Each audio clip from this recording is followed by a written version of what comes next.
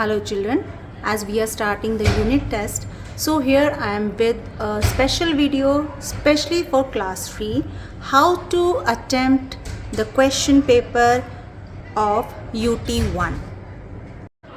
Let us have a look on the practice paper which was given to you. If this is question given that to read the sentences carefully and write the kinds, so you need not to copy this full. जब आप attempt करेंगे because आपका 1 घंटे का है, what you have to do is आपने यहाँ से क्वेश्चन पढ़ना है, व्हाट अ ब्यूटीफुल सीनरी, अपने दिमाग को दौड़ाओ कि आपका ये जो है which kind of sentence, exclamation mark is given, this is exclamation sentence, so you will write only question number 1, read the sentence and see A B C D numbers are given, तो आप वही number डालोगे जो आपके question paper में दिए हैं। और अगर आपसे सिर्फ काइंड पूछा है then you just write the kind, that's it, leave it. आपको ये पूरा क्वेश्चन कॉपी नहीं करना है because you are not having that much time to waste. Okay, then we come to next question. If the question is given, rearrange the words to form proper sentence. आपने heading डाली, rearrange the sentences. अगर आपके पास time है तो heading डालो, नहीं time है तो मत डालो, नो इशू, ठीक है। लेकिन आपको अब ये पूरा रॉन्ग वाला सेंटेंस नहीं कॉपी करना है। आपने क्या करना है, you have to write the correct sentence in your test copy which will be given. Okay, same way B number है, so you will write here B number. Okay, then हमने ये फिनिश कर लिया। Now we go to question 3, choose the subject. क्या question कह रहा है, choose the subject, only subject पूछा आपसे कि सब्जेक्ट क्या है इसमें। So in that case what you will be doing, you will be seeing only the question he is playing cricket, I know the subject in this is he, तो मेरा answer क्या होना चाहिए, ओनली ही।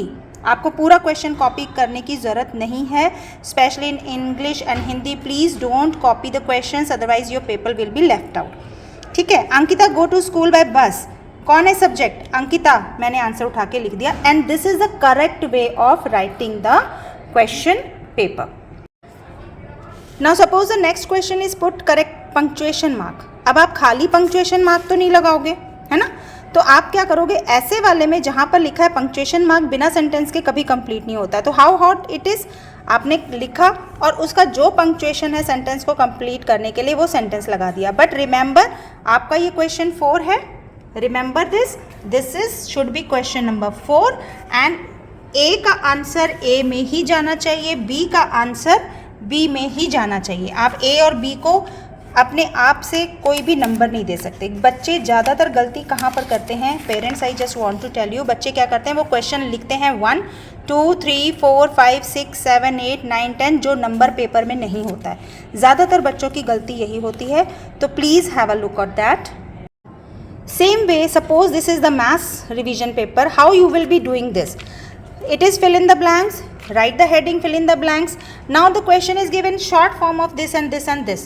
आपको ये पूरा कॉपी करने की ज़रूरत नहीं है, आप दिमाग लगाओगे, short form of this, what will be the answer, you will right the correct number and right the answer. अगर क्वेश्चन पेपर में A B C D लिखा है तो आपके आंसर में भी A B C ही होना चाहिए, because accordingly the teacher will check from the paper, ठीक है।